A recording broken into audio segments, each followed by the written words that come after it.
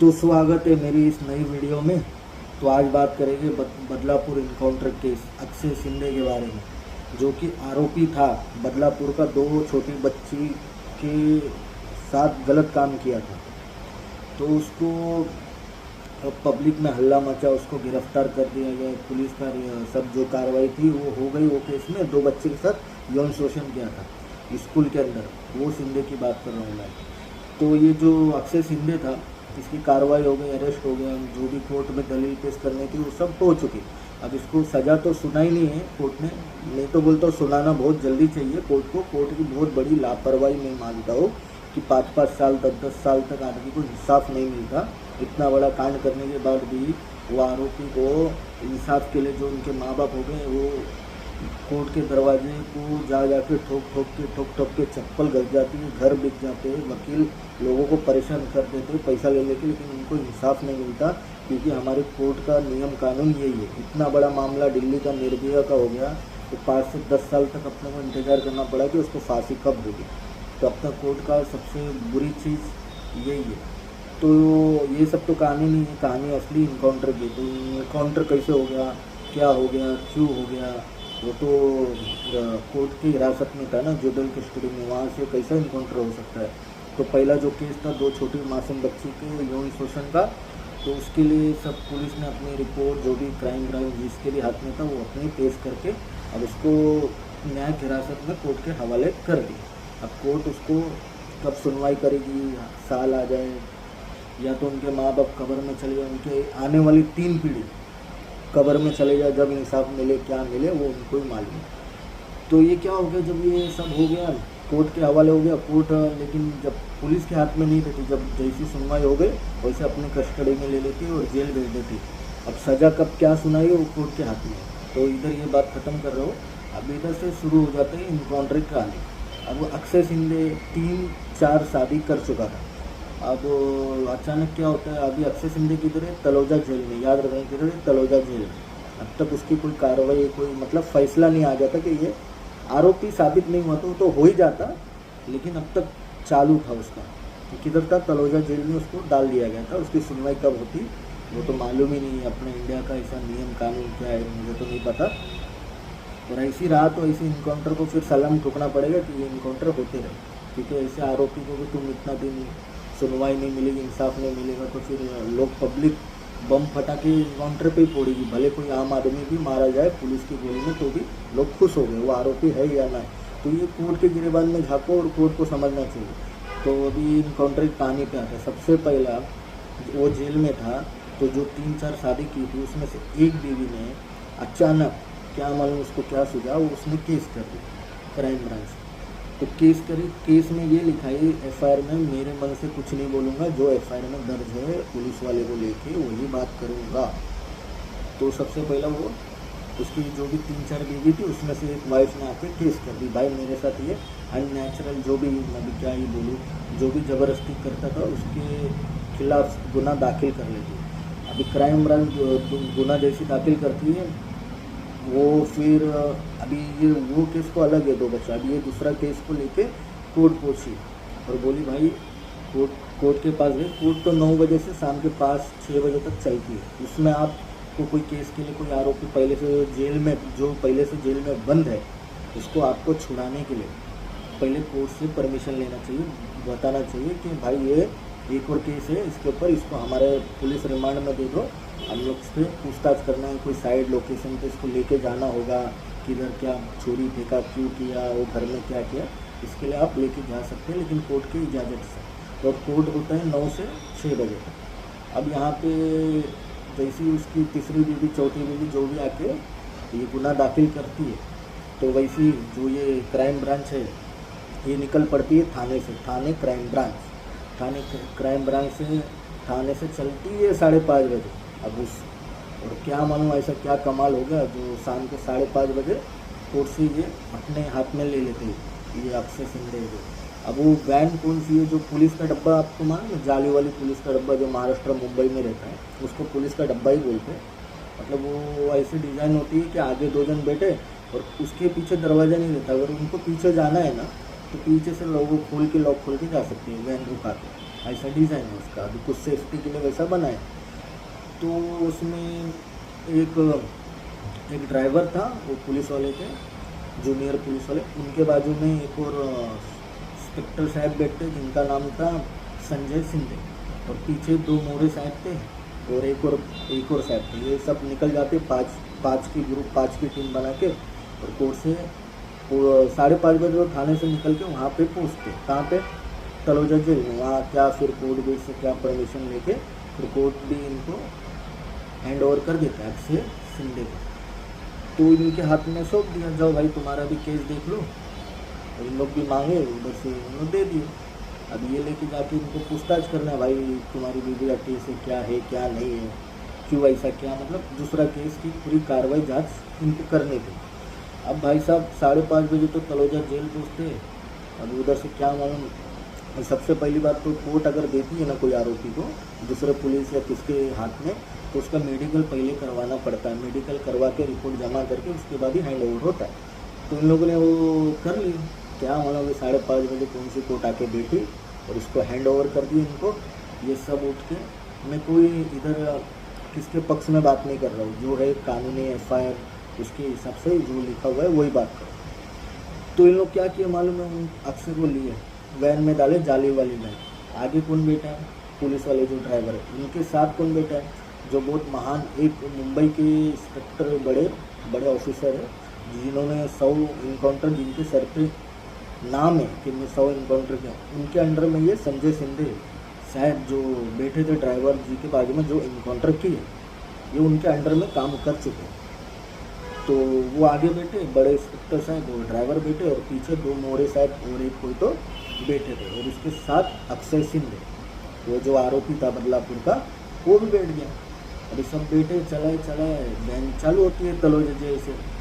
करीबन 1 घंटा तक वैन को कोई दिक्कत नहीं हुई, कुछ नहीं हुआ, अच्छे से चल रही थी।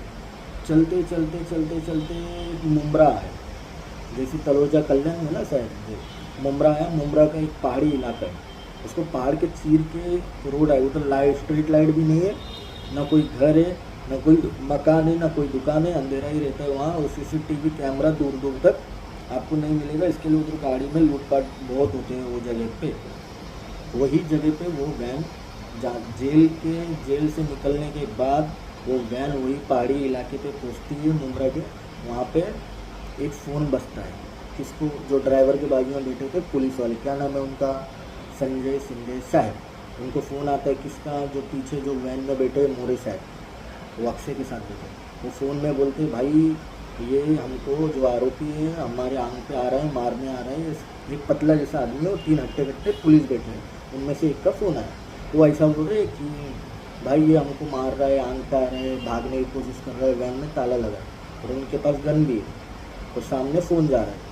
तो अब वो बड़े साहब जो संजय सिंधे साहब है, वो वैन को रुकवाते हैं, और वो रुक के दरवाज़ा खोल के वही सन्नाटे इलाके में फिर करीबन 1 घंटा बाद तलोजा जेल से 1 घंटा बाद जहाँ गाड़ी या सब, फिर वो उतर के पीछे जाके पीछे की लॉक खोलते हैं, लॉक खोल के अंदर जाके बैठ जाते हैं। फिर वहाँ पे ये FIR में जो लिखा हुआ है इसके आगे कि बैठ के फिर वैन चालू हो जाता है। वो एक ही बार वैन रुका, तो वैन चलती है। फिर अक्षय जो आरोपी है वो फिर हमला कर रहा है, फिर झड़प कर रहा है पुलिस वाले से, फिर धक्का दे रहा है, ये कर रहा है। तो ये सिंधे साहब सामने बैठे थे, और ये अक्षय सिंह ये लफड़ा कर रहा है पुलिस वाले, मेरे को छोड़ो, तो अभी मैं अच्छा था, मेरे को क्यों तुम लोग ऐसा कर रहे हैं, छोड़ो इधर से, मैं भाग रहा हूँ।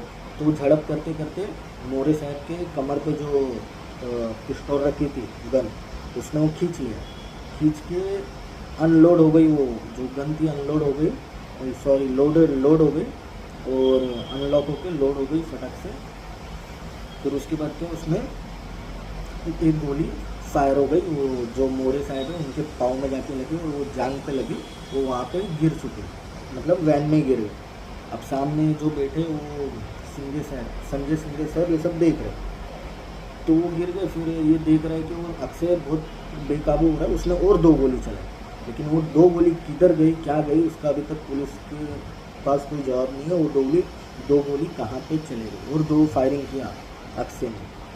क्या मालूम कैसी फायरिंग की, और 2 गोली किसी को लगी नहीं, एक गोली वो झड़प में जांग पे लग के वो पुलिस वाले गिर गए।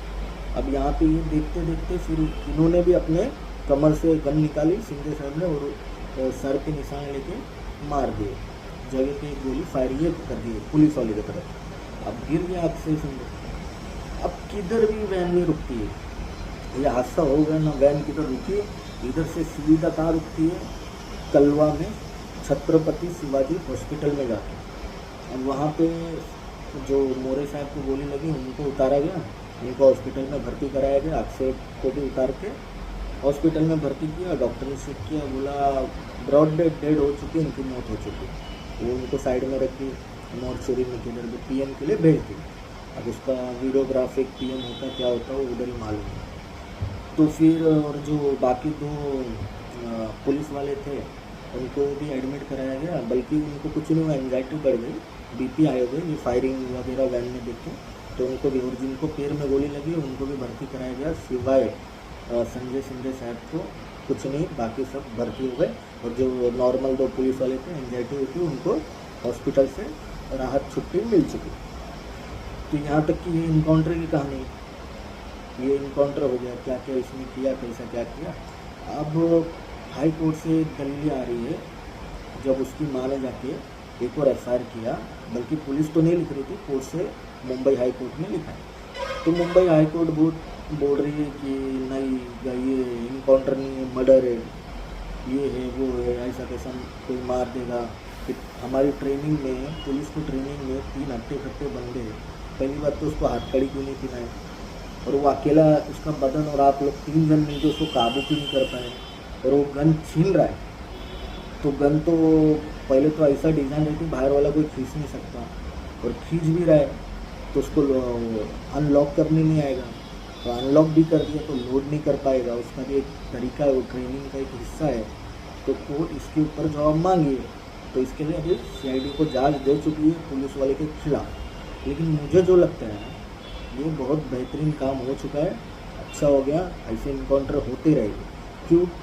जब कोर्ट ही 10 से 15 साल ले रही है इंसाफ के लिए, तो भाई कौन ही भरोसा रखेगा यार कोर्ट पे, उसकी 3-3 पीढ़ी चले जाएगी जब उसको इंसाफ दिख रहा नहीं है। तो ये इनकाउंटर होते रहेंगे, और ये नहीं बोलना कोई कल को बेगुनाह भी इनकाउंटर में मारा जाए ना, तो भाई कुछ नहीं बोलना, क्योंकि कोर्ट को खुद अपने गिरेबान में झांकना चाहिए, क्योंकि पुलिस ही सब कर रही है भाई, तो कोर्ट क्यों है? कोई ईमानदार, कोई पुलिस वाले से किसी की दुश्मनी हो, वो इसको इनकाउंटर में ठोक दे, कुछ भी बहाना कर दे भाई ये वो, तो भाई किसी को बुरा नहीं लगना चाहिए, एक अच्छा आदमी मरा। क्यों? क्योंकि ये कोर्ट ही ऐसी है ना, आज बड़ी बड़ी बातें कर रही है कि भाई ये नया ट्रेंड निकल गया इनकाउंटर का, और यार कितना भी झोल है क्या है, आप समझ ही गए कि असली इनकाउंटर है, मर्डर है। मैं तो नहीं, दोनों तरफ नहीं, आप कमेंट बॉक्स में राय बताएं अपने। और मैं फिर जो लाश जो मर गया अक्सर, उसकी माँ बदलापुर में मसान घाट में गई थी, और उधर के लोग बॉडी उसको लेने की तैयार नहीं है कोई।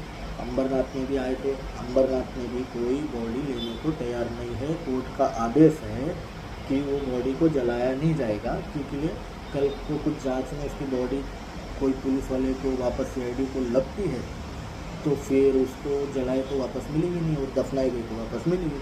तो उसकी माँ सब अंबरनाथ में मसान भूमि में आके गए, लेकिन यहाँ पे मना कर दिया गया, ऐसे आरोपी, ऐसे लोगों को हम इधर नहीं, हमारे मसान में जगह नहीं दे सकते। और बहुत सही किया ये जो डिसीजन लिया गया है बहुत सही, इधर नहीं करना है क्योंकि वो हैवान है। तो इधर ही मैं अपनी बात को ख़त्म कर रहा हूँ, और अभी मैं बदलापुर में फ़ोन करके पूछा हो कि भाई क्या है इधर, क्यों नहीं क्या जलाए और दफना रखी हो क्या है, उसके बारे में कॉल रिकॉर्ड से आपको आगे वीडियो में पता लग जाएगा। तो ये पूरी इनकाउंटर की कहानी आपको पसंद आए तो शेयर करो, फिर मिलेंगे कुछ नई इन्फॉर्मेशन के साथ। जय हिंद। हेलो। हाँ समीर बोल रहा दीपक।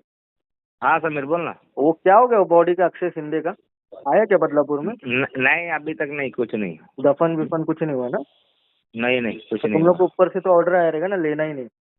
नहीं अभी तक कुछ नहीं, हम लोग को ऑर्डर वगैरह इधर मीडिया वाले आके गए थे। अच्छा, हाँ तो क्या पर अभी तक कुछ नहीं, वो उसको गाड़ने का है ना, तो अभी तक कुछ किए अच्छा, नहीं। जलाने का नहीं, गाड़ने का क्यों है?